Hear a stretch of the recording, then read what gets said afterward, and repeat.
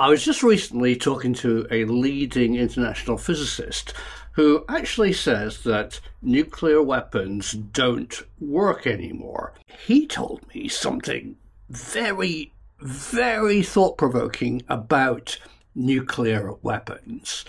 And that is this, that when we opened Pandora's box, the Trinity test, and the first atom bomb, thanks to Los Alamos, we actually didn't just make a bomb.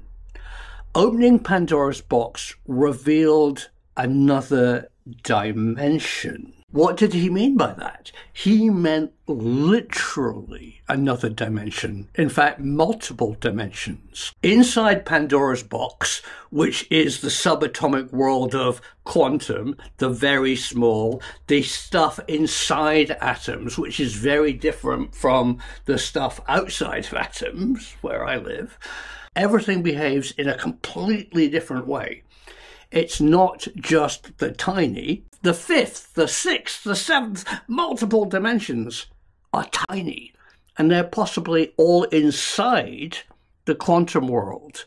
Too small for us to perceive, but have an effect on everything that we do.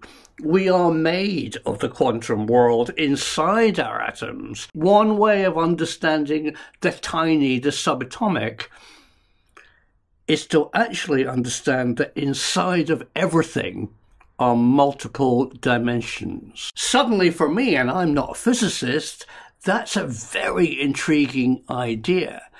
Maybe the atomic bomb was actually the expansion or the unleashing of a dimensional effect rather than just a explosive effect.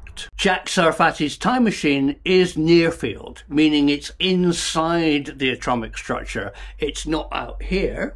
It's how things work on the quantum level. Creating a mass the size of a black hole might be possible in the quantum world of multiple dimensions, modifying space-time and hence the modification of gravity. Is there a new way of looking at all this? Looking at the practicality of nuclear weapons as a multi-dimensional time machine? Is the secret to gravity, space, and time all in Pandora's box in a way that we haven't thought about it? It's all minute, multi-dimensional. Inside you and inside me might be the multi-dimensional quantum world that we need to move forward. Ooh.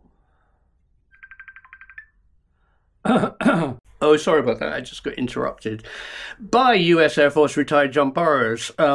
He's got some very interesting thoughts on what actually happened at Rendlesham Forest, which is coming up on this channel, and it's going to be big. But back to the very strange concept, but in fact very, very interesting.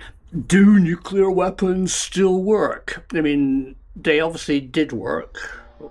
We've just passed the anniversary of Nagasaki, a few days earlier Hiroshima, so we can't say that they never worked. And I just wanted to know, when was the last nuclear explosion? Because, you know, if they don't work anymore, then there would be a day when they stopped working. And why would they stop working? You see, it's a bit weird. So there is actually a timeline of the last nuclear explosions.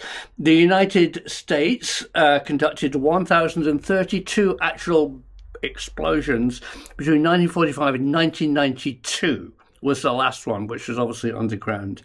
The Soviet Union, 715 between 49 and 1990. The United Kingdom, 45 between 52, of course, as we know, in 1991. Oh, that's pretty shocking. France, 210 between 1960 and 96.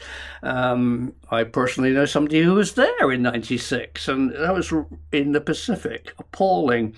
China, 45 between 64 and again 96. India just had one in 74, but there's a few rogue players. The number one rogue player is, of course, North Korea, who did nuclear tests in 2006, 9, 2013, 2016, and the most recent nuclear explosion was actually in 2017 in North Korea. But we live in the world of CTBT, and that's Comprehensive Nuclear Test Ban. Kind of. 44 countries who potentially either have or might have nuclear weapons have signed this ban treaty. But there's a few missing. I wonder if you can guess who they are. Well, China hasn't signed it. North Korea, Egypt, India, Iran, Israel, Pakistan, and one other country hasn't actually signed up for the Comprehensive Nuclear Test Ban Treaty. I wonder who that could be. Well, the USA. So has non-human intelligence come down to Earth and made nuclear weapons impossible to explode? No. They still work. I think we live potentially in a more dangerous nuclear age, more dangerous than Hiroshima and Nagasaki and total nuclear war with Russia and America, because I think nuclear weapons now are seen as tactical. It's possible to use one in a limited way. No, don't do it.